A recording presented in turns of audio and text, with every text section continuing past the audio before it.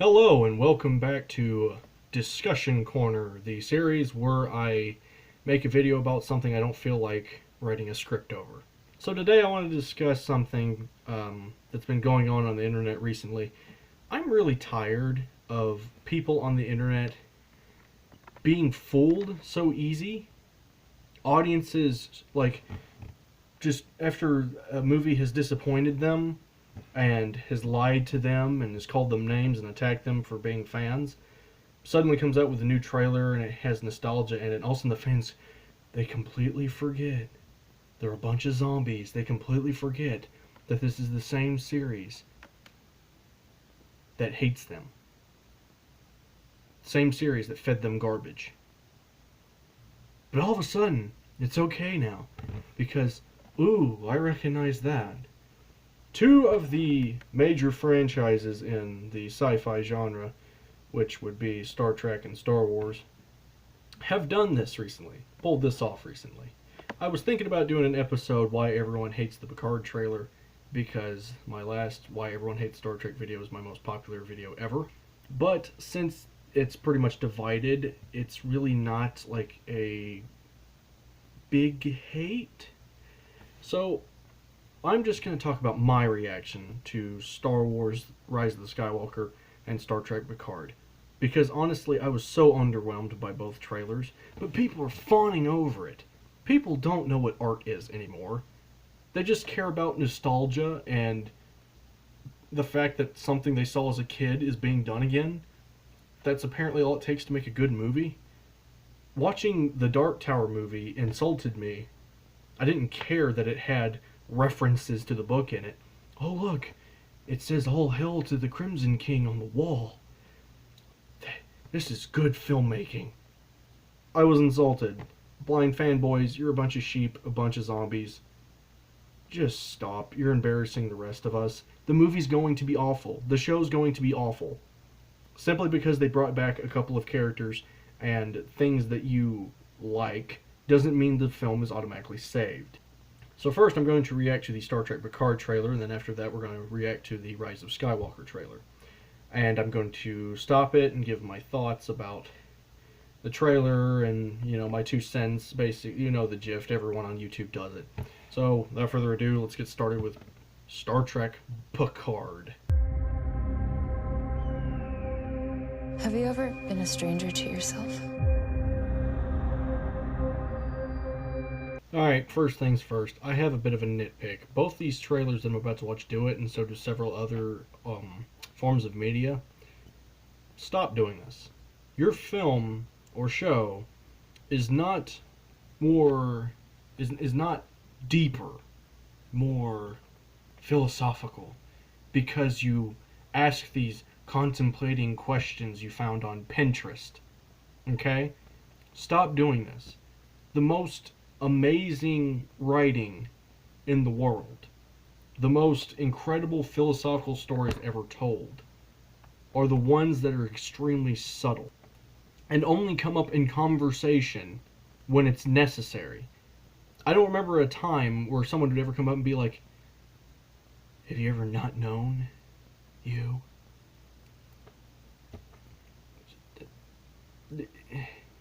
It's just there for the camera. 1,000 generations live in you. It's like it's so much. It's Pinterest language. That's okay. I'm coining that term. Pinterest language, where people go to Pinterest and get their inspiration for writing. The movie The Gray doesn't ever, and I mean ever, outright state what the point of the movie is. That's your job to figure out. It gives you clues. It might say half of the point of the movie, with lines like, fine then, I'll do it myself. But how is that blatantly obvious? And every time there is a conversation that might be referencing to what the point of the movie is, it's not like, hey. It's just people talking, having conversations that they would normally have. That's why The Gray is such a great movie. That's why movies like No Country for Old Men are so good. That's why movies like Blade Runner are so good. They're not so blunt and obvious about what it is they're talking about. In Blade Runner, there was a scene where you could be like, well, that's kind of like Pinterest language. Well, the difference in that context was The difference in that context was he was dying. He was going to die. That was basically him telling Harrison Ford his life story before he finally passed on. Letting him know that despite the fact he's only lived for 4 years, he's seen great things, and now all those great things will be forgotten because he is the last of his kind. That was the point of the movie. It isn't like Harrison Ford looked at the camera later and goes, maybe he was a real person after all. That would have completely ruined the moment.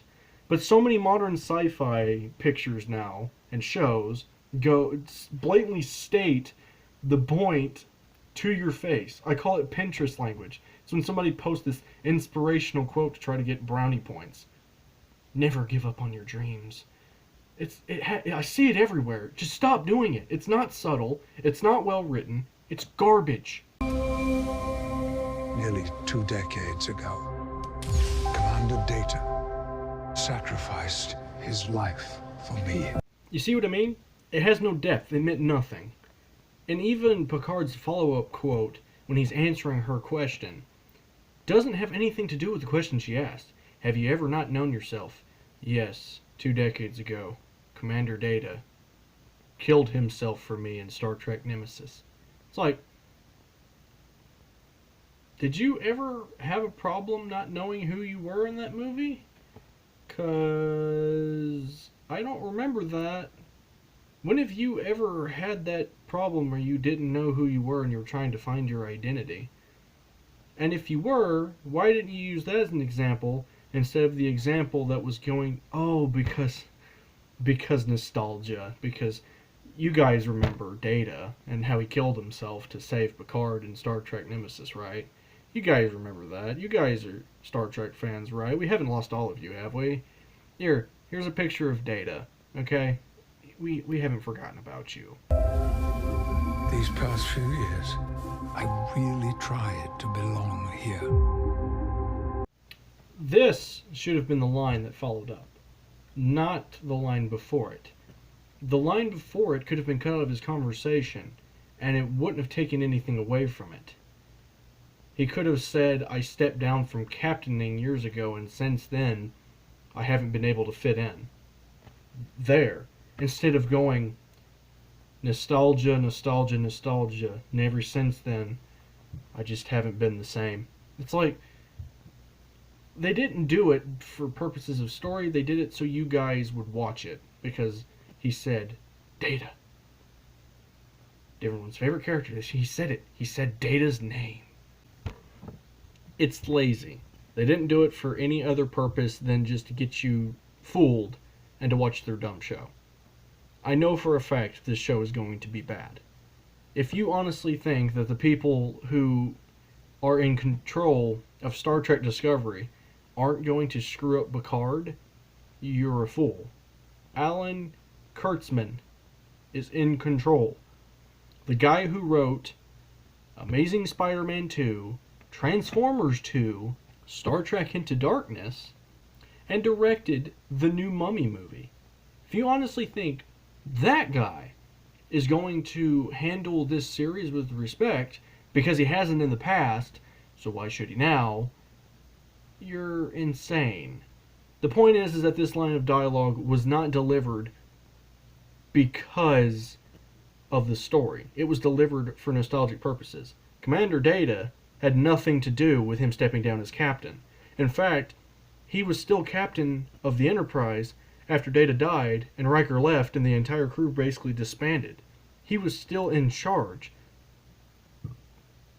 So did Data have something to do with him stepping down? Why didn't it influence him before?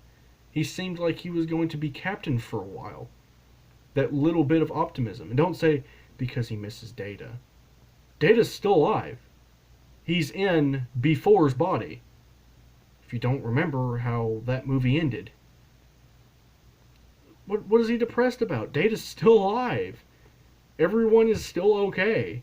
There's no reason that he shouldn't not know himself. He should have just retired and stepped down. But he makes it seem like Data's death is the reason why he retired when it's not. He just got old. Data never actually died. It's so confusing to me. And it's clear that someone either wasn't really paying attention during Star Trek Nemesis or doesn't care about consistency. Or they just wanted that deep philosophical Pinterest quote. Because this is a deep philosophical show. It's so deep. But it never truly felt like home. Do you know who I am? Nope. Everything inside of me says that I'm safe with you. So she has powers? I'm sure this trailer will at least tell us something, you know. Wouldn't leave us hanging like that. Honestly, I don't want to know. You know, I don't want to know everything. But this show is going to put so much emphasis on her. Why do I have the feeling that it's going to be a huge retcon and not going to be very important? Everything inside me tells me that I'm safer with you. You see what I mean? It's so philosophical. It's epic. It's garbage. Quit it. If she is who I think she is, she's in serious danger. Great. We're going with the whole chosen one, and the key was inside of you the whole time, and you're the most important thing in the history of anything. That's literally what Star Wars is doing. It's literally what Captain Marvel did. Stop falling for this. This isn't going to be good. This woman's the most important thing in the world. She's the most important thing in all the universe. She's in danger. Also, I have a question. She was able to kick someone off the side of a building and it looked like he disappeared. Like he turned white, you know, began to shine and then disappeared. Is she like a Q? Is she like a Q? If that's the case, why is she running away from people shooting at her? And why did she bother even getting locked in hand-to-hand combat with them? If she's a Q, then it should have been fairly easy to knock them out. To just make them disappear with a snap of her finger. Then again, she might not be a Q. She might be some other being. But they act like she's important to Star Trek once before, and the only ones I can think of that had that kind of powers off the top of my head that Picard would be aware of and would have known personally would have been the Q. Unless she's Borg? Or maybe when she kicked those people off the side of the stair, the reason why they disappeared was because their ship beamed them up before they got hurt. Maybe it's them that has that power. Well, alright, we don't know that one, but the show's putting an awful lot of emphasis on someone, and I have a really bad feeling about it. You know, it doesn't feel like it feels like they're going to retcon something. Like this is going to be the prodigy or the child of someone important in Star Trek and they never knew. This was their son all along, if only they knew how important she was. It's just lazy writing. Just make a new character. You don't have to create this superhuman. Oh no, these people want these superhumans. So are we doing Star Trek Logan? Are we ripping off Logan now, Alan Kurtzman? Alex Kurtzman? Whatever your name is? Can you stop ripping things off, please? You know what? In fact, I'm going to make another video about that soon, about everything that Star Trek Discovery ripped off. And I guarantee I'll miss a few. That's how confident I am that Star Trek Discovery is the most unoriginal show in science fiction history. No, it's not even like concepts or ideas. It's specific things. Everything they do is a complete ripoff. I'm not even going to get into it today because I wouldn't be able to make the video. But I don't know if this woman is a Q, or if she is some other powerful being that Picard is familiar with, or if this is something that happened off screen and it's only going to be explained through like flashbacks or something. I don't know, but there are a lot of red flags are going off. I want to pause it right here because I'm not quite sure what race of people these ships belong to, or maybe this is an entire new race of people that we're up against. Because it's strange, the ships, the way they are built, almost look Klingon, and And if they're really going with the Klingons as the villains again, that's just... Really? I thought we made, like, peace with them, you know? And they kind of look Klingon-ish, like Bird of Prey, but they have the color palette of Cardassian ships, which is interesting. The orange and the the orangish colors. And it's a bit odd. We might be getting a new alien race that I'm not aware of. So that's cool. I hope this universe expands, because the problem with the last few Star Trek series is that there's been no exploring, there's been no going anywhere. Star Trek has been growing for the last few decades, and all of a sudden it suddenly stopped, and it's just references and prequels and things that are calling back to other things. There's no more exploring. There's no more going out there and finding the new thing, to seek life and new civilizations and to boldly go where no man has gone before. That philosophy is kind of dead. They're never finding life. So if we are getting new aliens, I'm happy, because that means Star Trek is growing again. But I'm not going to put that much faith in, the people who made frickin' Star Trek Discovery. Sometimes I worry that you have forgotten who you are. Okay. I really appreciate the Easter egg. I really like the fact that they included the banner of Captain Picard Day, because that's a really nice Easter egg. I'm glad they put that in there. But who's talking to Picard, and why are they just repeating themselves? I feel like you've forgotten who you are. It's like, yes, I already said that. He's already established that he doesn't. He's like, yes, I already said that. I established that about 30 minutes ago. They're just restating the obvious. You need to find your own identity. And it's like, on the nose. Why would you repeat what Picard already established? It's just lazy. People are going to just gobble it up because, it's deep. We do not. I'm sorry, who are you? This lady looks Romulan, which begs the question, are the Romulans getting involved? Are these Romulan vessels? Do you need to be reminded that the Romulan vessels were always like a greenish color? Or did you not actually watch Star Trek before you started writing your Star Trek series? It's okay, I understand. And another thing, how does this lady know about Picard's self-identity crisis if... I don't... It's going to be all explained in the show, I'm sure. All those comic books they're having to sell with the show so they can actually explain what's going on, because the storytellers are so incompetent that they can't tell you within the media, so they're going to force you to pay for more media so everything makes sense. Don't worry, it's the perfect story. You can't do it alone. You need help. You need protection. You need a crew. Be the captain they remember. I don't see how having a captain they remember is a good thing. And you couldn't get any of the original Next Generation cast to come along. You couldn't get LeVar Burton. You couldn't get Michael Dorn. You couldn't get Brent Spiner. Well, you did get Brent Spiner, but he's not even a main part of the TV series. You couldn't have got any of those guys back because Picard is older than all of them. So most likely he's not going to be in direct contact with these people anymore. But the younger cast members might be. And who are these people anyway? And how is Picard going around gathering them like he knows them? Oh, it'll be explained in the show or the comics that she'll have to pay more money for. Pay up. She has no idea what she truly is. I mean, I don't think the audience knows who she truly is either. She's the end of all. We're going back to this.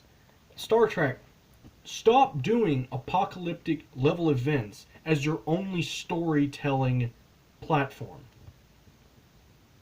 Stop doing the Klingons are going to destroy the Earth. Stop doing, oh no, Khan has gone crazy, he's going to destroy the Earth. Nero's gone crazy, he's going to destroy the Earth. This one dude's going to destroy the Earth colony because he doesn't like what they did to him, and he's got these bee things that he's going to use. oh no, the Red Angel sent me a vision. Where's the exploring? This isn't Star Trek. You're just trying to come up with these new high drama things. This feels like a Marvel movie. She's the key to everything. She's gonna be the death of us all. It sounds like a freaking Avengers film. This isn't Star Trek. I'm so tired of this trope. Oh, the Red Angel's the key to everything. Oh, this girl's the key to everything. This isn't Star Trek. Go explore. Go look at these interesting planets. Go hand off like what Kirk did and the crew of the Enterprise did at the end of the 6th Star Trek film. Hand off the mantle to this next generation. Make me feel like they earned it. Star Trek 6 had a great ending for the cast. But they're not even interested in that. They just want boom, boom explosions and action. Are we ever going to grow beyond this point? Are we ever going to go farther and explore since our technology has gotten better? Or are we simply just going to sit right here because that's easier to write and just have things blow up? It's just, I'm so tired of these Avengers-esque plots. It's not Star Trek. And it would be fine if they used them once. How many times do we have a big threat that was going to destroy the planet over the course of the last few years? Maybe 3 times in Next Generation? And they didn't last very long, and it wasn't ever the point of the show. It had 7 seasons, and there was 3 occasions where maybe the world was going to end if we didn't do something. Or in Deep Space Nine, there was only ever one world-ending event, and that was the Jem'Hadar and the Dominion. You know what I mean? It's just like everything is the craziest villain of the week. It's like what Red Letter Media says. It's never this fresh, new take. It's always this week's crazy. This week's Hitler. This week's genocider. Stop making flat villains and stop making these plots where this person is a super person that's the key to everything, because that's literally the plot of like the last 5 Star Trek stories you've told. It's getting old. She's the destroyer. Hey guys, remember the Borg? What the hell are you doing out here, Picard? Saving the galaxy? Hey guys, remember 7 of 9? Engage. Hey you guys, do you remember Engage? I don't want the game to end. I can see that, Captain. Oh my god, you guys, do you remember Data? In summary, I do not like the new Star Trek trailer. After 10 years of mistreatment that has been given to Star Trek, all of a sudden, fans are in love with Star Trek again. Not because of it returning to its roots, but because there's a character back that they recognize. The writing in the trailer is terrible. It's cliche. It's painfully average. Star Trek can do way better. The acting, some of the visual effects look really bad. And it's going back to the whole action-adventure show thing again. This isn't Star Trek. Can we just have a group of people get on a ship and fly out into the galaxy not knowing what they'll find, but eager to explore? You know what other great show did that? Star Trek, the original series, and Star Trek The Next Generation. Yeah, those are great pieces of television, arguably some of the greatest pieces of television to ever be aired. But nah, modern audiences are too stupid for that.